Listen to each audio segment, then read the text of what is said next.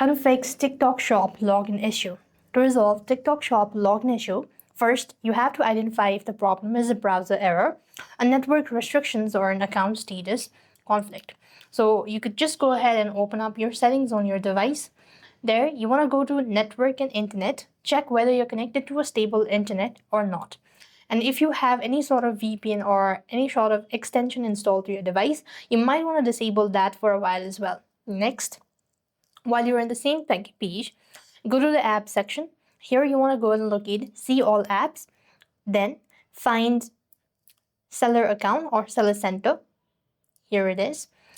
There you want to go to storage and cache, tap on clear cache, and this should be able to fix it. So now if the issue still persists on, next thing what you want to do is whenever you're trying to log into your TikTok seller account or seller center, you might want to double check your credentials as well. Sometimes it could be an error with the spelling or any sort of mistakes.